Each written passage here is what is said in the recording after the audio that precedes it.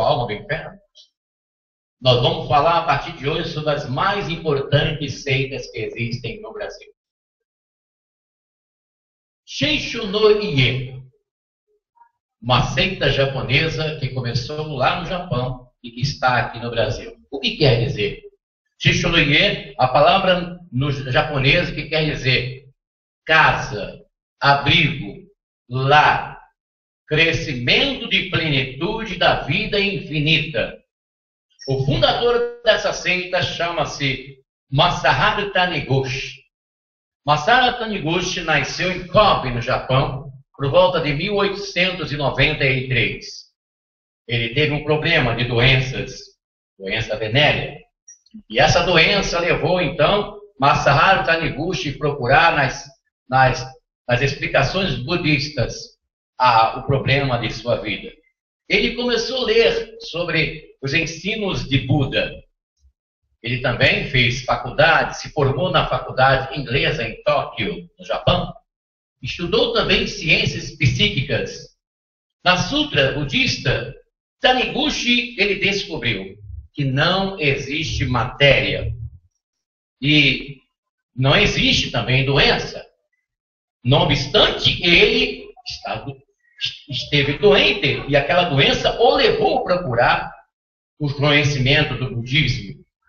Mas ele descobriu, na leitura dos ensinos de Buda, que doença não existe. Taniguchi, ele diz que ele recebeu a revelação, a nova revelação de Deus para guiar a humanidade. Ele insiste em dizer, não existe matéria, mas existe realidade.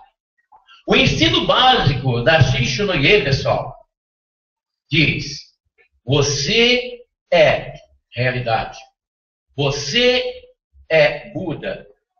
Você é Cristo. Você é um karma. Você é infinito.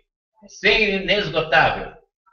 Em 1922, ele lançou a primeira revista do movimento da seita. Em 1936, Taniguchi também registrou a seita como fundação cultural, ou seja, associação cultural.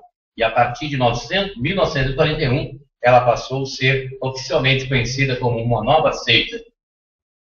O Taniguchi, ele escreveu uma coleção de livros de 40 volumes que sustenta a base doutrinária e filosófica da seita Seicho no Ie.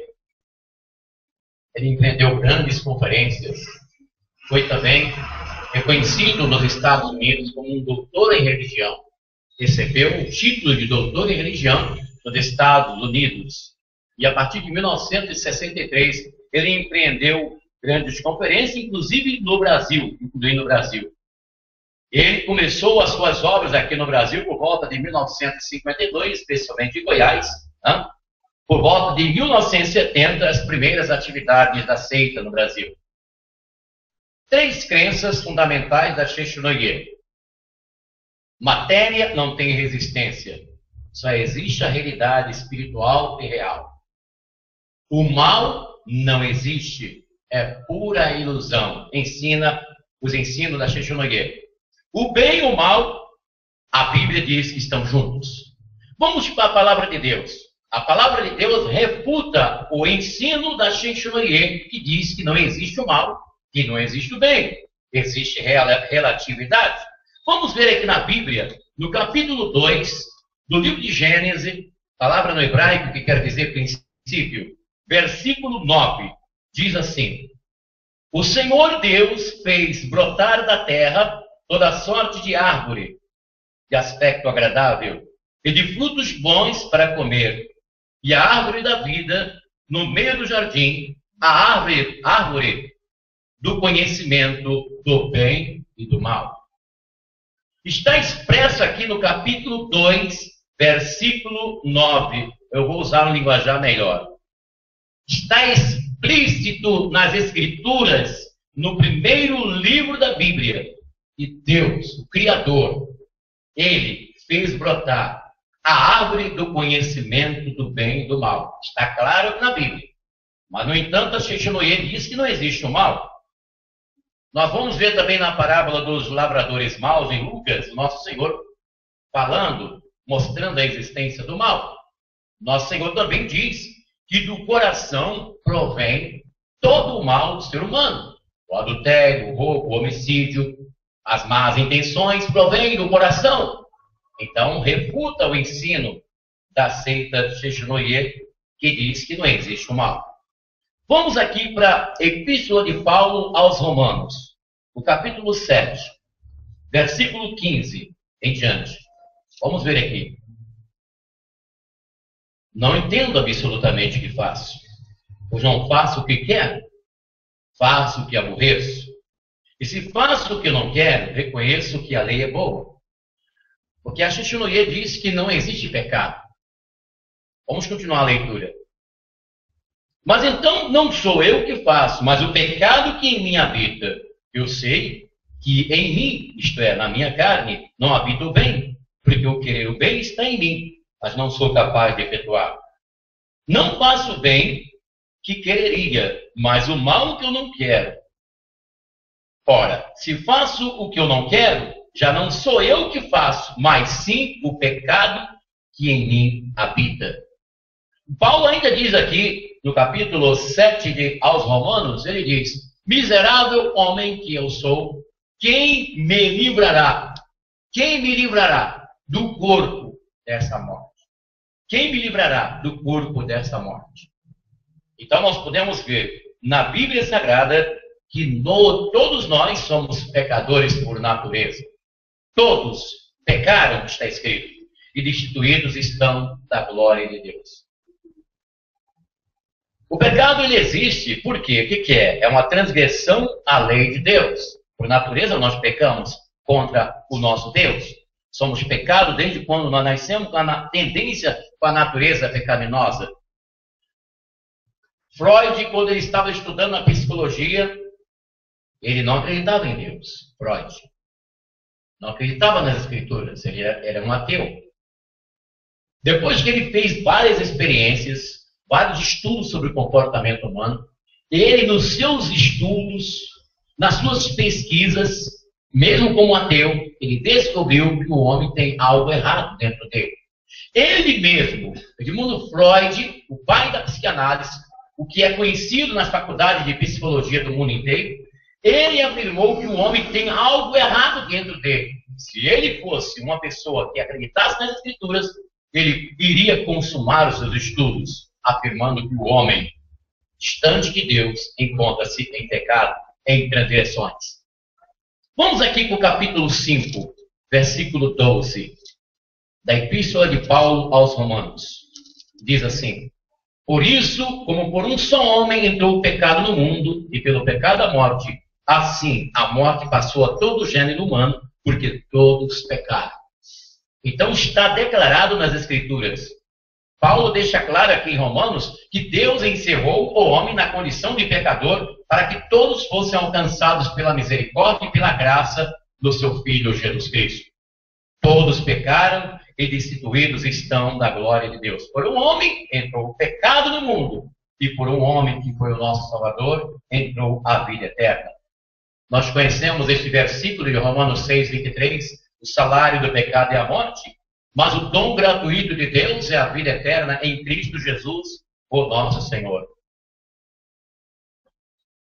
Taniguchi Masaharu, da Sheshnoye, ele diz que não existe dor, mas a ciência humana já provou que o homem, os animais e as plantas sentem dores. Você quer ver uma coisa? Pegue uma faca e corte o caule de uma flor, de uma árvore, de uma planta qualquer. Você vai notar que vai escorrer uma água. Você sabia que os cientistas descobriram que quando nós mexemos com a planta, nós cortamos o caule de uma planta, aquela água que sai, significa que o fenômeno ali está acontecendo, uma dor na planta? Isso foi comprovado pelos cientistas. Mas Masaharu Taniguchi, da Sheshnoye, diz que não existe dor. Paulo, o apóstolo, ele sentiu dores. Nós vamos ver isso em Coríntios, ele sentindo dores no seu ministério. Ele chegou e reclamou com o nosso Senhor, porque quando ele ia pregar o Evangelho de nosso Senhor Jesus Cristo, ele era esbofeteado, ele reclamou com o Salvador. E nosso Senhor chegou e disse: Paulo, a minha graça te basta. A Chichinoye diz que todos são filhos de Deus. Será? Todos são filhos de Deus? Nos discursos feitos pelos preletores e preletoras da Chichinoye nas suas reuniões, que são exibidas na televisão brasileira e são exibidas também em programas radiofônicos, rádio, TV e internet, eu pessoalmente já ouvi várias vezes os preletores da Chichinoye dizer: todos são filhos de Deus. O que diz as Escrituras? No livro do Evangelho segundo escreveu São João, no capítulo 1, versículo 12, diz assim: E veio para os que eram seus, mas os seus não receberam. Quer dizer, seus que está se referindo aos judeus, a família de Nosso Senhor. E veio para os que eram seus, mas os seus não receberam. Mas todos quanto receberam, deu-lhes o poder de serem feitos filhos de Deus, a saber, os que crerem no seu nome.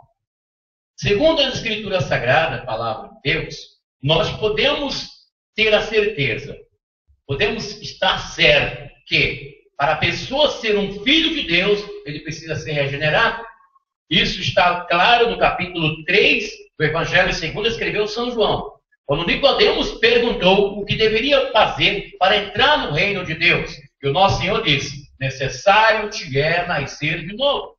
A compreensão que Nicodemos tinha de nascer de novo era de uma criança vindo nascer por parte de mãe. Ele argumentou isto com o nosso Senhor. E Jesus disse: aquele que é nascido de carne é carne. Aquele que é nascido do Espírito é Espírito.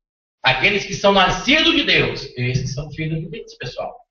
E nós podemos ver na Epístola Universal de São João que aqueles que pecam é filho do diabo. Então existe na Bíblia duas filiações: os filhos de Deus e os filhos do diabo. Isso é Bíblia Sagrada, não é religião protestante, não é catolicismo, não é dogma católico, nem dogma protestante, nem tese teológica. É a Bíblia que afirma, pessoal. Todos quantos receberam, deu-lhes o poder de serem feitos filhos de Deus, a saber, aos que crerem no seu nome.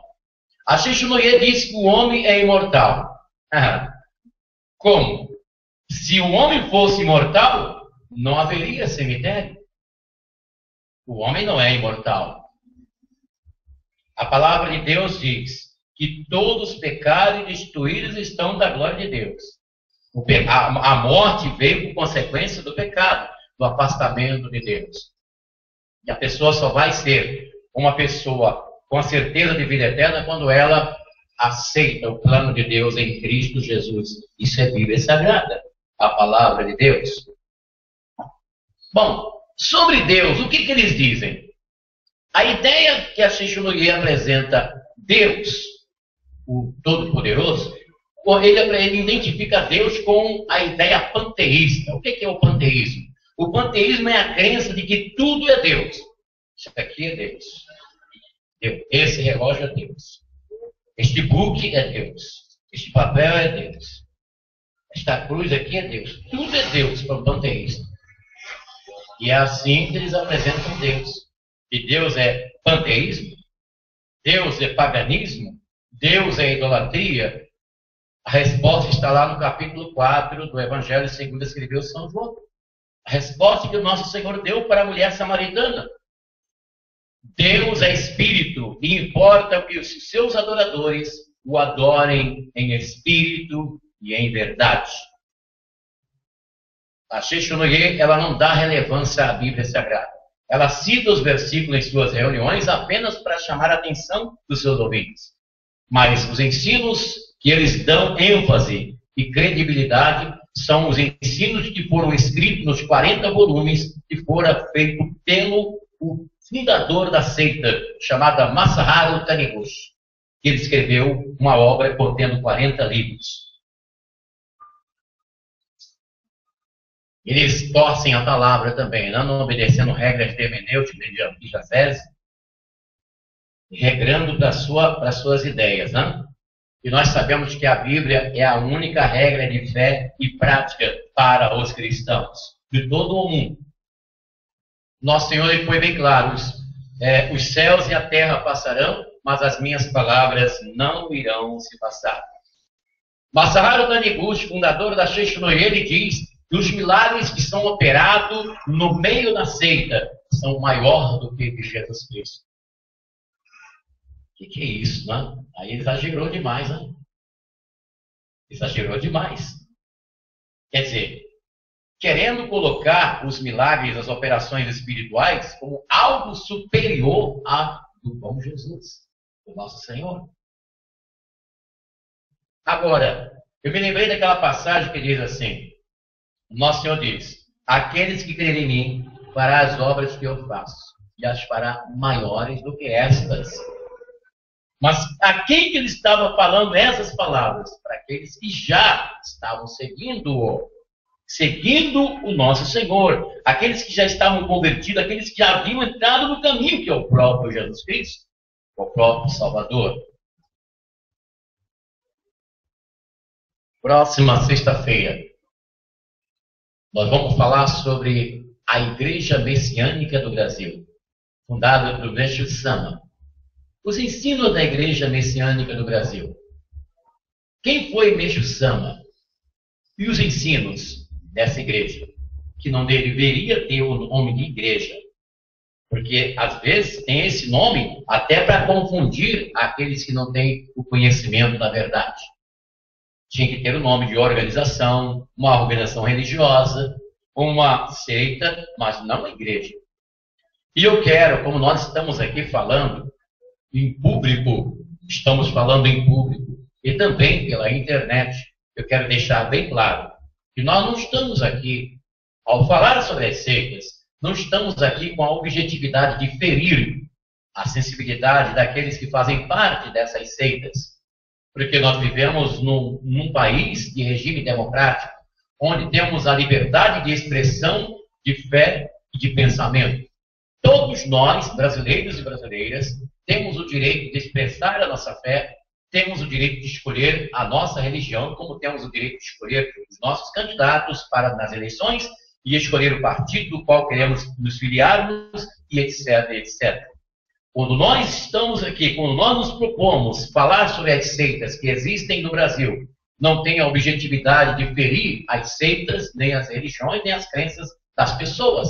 Mas o objetivo aqui é mostrar para você, cristão, para você, minha irmã em Cristo Jesus, meu irmão, para você conhecer como que funcionam as seitas, o que eles creem, para que você não venha confundir o cristianismo real de Jesus com os ensinos dessas seitas. Próxima sexta-feira vamos falar sobre a Igreja Messiânica. Também no segmento das sextas-feiras, nós vamos falar da LBV, Legião de Boa Vontade de José de Paiva Neto. Como que funciona a LBV, Legião da Boa Vontade, fundada por Alziro Zaru? Vamos falar também sobre as Testemunhas de Jeová, que foi fundada no início do século passado nos Estados Unidos da América do Norte, Charles Taze Russell e Rutherford Ford. Também temos o Adventismo de Ellen White. Vamos falar do Espiritismo, as doutrinas espíritas. Existe reencarnação? Os 5 livros que Allan Kardec escreveu, que fundamenta o Espiritismo. Por que num Brasil onde existem tantas igrejas evangélicas e católicas, e por que o Espiritismo está crescendo no Brasil? Nós vamos falar sobre o movimento pentecostal que também cresce no país. O que é bíblico e o que não é? Cair no Espírito. A pessoa cair no chão para receber o Espírito Santo. É bíblico isso? Está na Bíblia? Podemos adotar isso nas nossas celebrações? Cair no chão para receber o Espírito Santo? Falar na língua dos anjos. Até onde isso é bíblico e quando não é bíblico? Falar na língua dos anjos. Falar na línguas estranhas. Batismo do Espírito Santo. Nós vamos também saber sobre o repouso do Espírito. que é feito nas igrejas católicas. O padre passa com o Santíssimo, e as pessoas começam a cair no chão, não com demônio, mas cai, que eles chamam repouso no Espírito, imitando os pentecostais. Isso é bíblico? Está na Bíblia? Isso é obra do Espírito Santo? É obra do tempo do fim? Nós vamos conhecer isso aí. E o movimento carismático da Igreja Católica Apostólica Romana? Seria o movimento carismático uma preparação para o ecumenismo? Nós vamos conhecer. Em São Paulo está sendo construído um grande templo que o mundo inteiro já fez reportagens sobre o templo, o chamado Templo de Salomão, que está sendo construído no Brás pela Igreja Universal do Reino de Deus. O que é o Templo de Salomão? Será que este templo está sendo construído pelos devotos da Igreja Universal do Reino de Deus, pelo Edir Macedo, fundador da Igreja do Reino de Deus? Será que este templo ele combina com a vontade do Criador? O que tem dentro do Templo de Salomão? O que foi o Templo de Salomão no tempo passado? Como que ele poderia se identificar com aqueles que seguem a Jesus no tempo que estamos agora? Nós vamos conhecer na Bíblia. Templo de Salomão. O que significa? Por que está sendo construído? E para qual finalidade? Nós vamos vasculhar a Bíblia, pessoal. Vai ser forte essa parte aí, hein? Essa parte aí vai ser muito forte. Templo de Salomão. O que é? Para que está sendo construído? Por que o Templo de Salomão agora, neste momento, está para ser inaugurado por esse ano ainda? Nós vamos conhecer nas Escrituras. Outras coisas que nós vamos falar aqui, e vai ser muito importante para você tomar o conhecimento. Essas palavras que nós estamos ministrando para vocês, elas ficarão no nosso site, tá bem? Elas ficarão no nosso site para você ouvir quantas vezes for necessário, para você memorizar, para você não confundir a sua fé cristã no grande Salvador, Yahushua, que é Jesus Cristo, nosso Senhor. Não confundir esses ensinos com o nosso Senhor, o Salvador, o bom Jesus. Essa é uma transmissão diretamente do Santuário Yahvé, de Santo Amaro, São Paulo, capital, que fica localizada na rua Desembargador Bandeira de Melo. Sou o Bispo Afonso Kelpi. Quero cumprimentar você que me assiste, que me ouve, que participa conosco pela Facebook, também pelo Orkut e todo o segmento da internet, principalmente pelo YouTube, onde nós temos o canal Missão Yahvé. Então você que está aí nos assistindo no YouTube, você pode se inscrever no nosso canal, tem essa inscrição, você não precisa colocar nome nem nada, é só você clicar nessa parte vermelhinha que tem aí, e está escrito assim, inscrever-se, tá bem? E você vai, então, você vai clicar e vai estar inscrito. E a partir do momento que você estiver inscrito no nosso canal, toda vez que nós postarmos um vídeo aqui, você recebe no seu canal. Isso é uma coisa maravilhosa que o YouTube faz, né? No momento quando eu coloco um vídeo aqui no nosso canal, automaticamente já cai no seu. Você fica sabendo que nós colocamos. E outra coisa também importante, quando você dá aí um joinha no canal, mesmo que você não gosta, mas dê um joinha para poder divulgar. Porque o que acontece? As pessoas que estão relacionadas com você na internet vão receber o nosso vídeo. E as pessoas então vão assistir. Mesmo que você não goste, mas colabore conosco para divulgar o vídeo na internet, dando um joinha aí. É só você clicar naquela mãozinha que tem assim para cima, né? Porque os nossos vídeos, infelizmente, a grande maioria, elas estão assim, porque nós falamos coisas aqui que as pessoas, às vezes, não acham bem, elas não se sentem bem, né? Porque a verdade é assim mesmo. Quando se fala a verdade, então as pessoas, elas, às vezes, não querem aceitar aquela palavra de verdade, porque, às vezes, a pessoa é mais fácil aceitar a mentira do que aceitar a verdade. Porque a grande maioria das pessoas, não somente das igrejas, mas deste mundo, estão acostumados com a mentira. Então, quando chega a verdade assim, arrebenta, né? Dá aquele impacto, e as pessoas ficam ali com medo de dar um joinha, de dar uma firmeza, e vai logo de início dar assim um contrário, e aí você não estará colaborando para que nós tenhamos um vídeo espalhado na internet. E toda vez que você coloca um joinha no vídeo nosso, na internet, você está espalhando para as suas pessoas que estão relacionadas com você na internet, no Facebook, em todo segmento da internet. Tá bem, pessoal? Estou falando com vocês aqui da igreja também para fazer isso em nome de Jesus, nosso Senhor. Portanto, no domingo, nós vamos estar aqui na restauração da família, onde nós vamos estar falando a sã doutrina. Nós vamos estar com a Bíblia aberta, conhecendo a vontade de Deus para a nossa vida, em nome de Jesus. A qualquer momento eu vou estar por aqui, trazendo a palavra de Deus para o seu coração, para a sua vida, em nome de Jesus.